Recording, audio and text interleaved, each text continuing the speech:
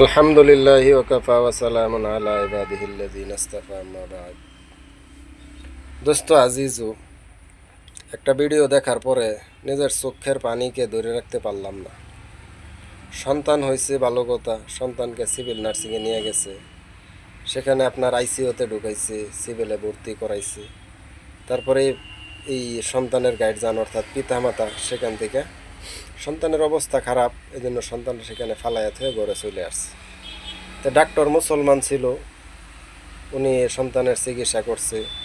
আরও কিছু মানুষে বাচ্চার রক্তর প্রয়োজন হয়েছে, এই সিভিলেরই কিছু মানুষে ব্লাড দিছে, এই সন্তানরে ব্লাড দিছে বাচ্চারে। দেওয়ার পরও বাচ্চারা এই 1-2 দিন পরে বাচ্চাটা মারা গেছে। বাচ্চাটা হয়তো পারে 2 মাস কিংবা তো 1-1.5 মাস এমন হইব বয়স।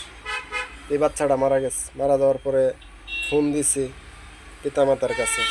পিতামাতা বলছে আপনারা ওকে দাফন কাফন করে দেন, আমরা আর যাইতে পারবো না। তখন এই ডাক্তারে কী করলেন, তারে গোসল করাইছে, কাফন করছে। এই নার্সিংয়ের ভিতরে জানাজা হয়েছে। তারপরে এই নার্সিংয়ের পার্শ্ববর্তী কবরস্থান ছিল, এখানে নিয়ে বাচ্চাকে কবর দিচ্ছে। হায় আফসোস, আজকে আমাদের ভিতরের দিল, মায়া মহাব্বত আমাদের দাফন হয়ে গেছে। আমাদের ভালোবাসা, আমাদের অন্তর মর্দা হয়ে গেছে। আমাদের দিল মরে গেছে, আমাদের দিলের মাঝে ভালোবাসা নেই। আজকে এই ধরনের পিতামাতাকে আমি বলবো, এই ধরনের পিতামাতাদেরকে আমি বলি, আপনারা কেন সন্তানের মুখ দেখবার চেষ্টা করেন?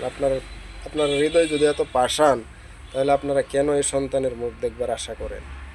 কেন?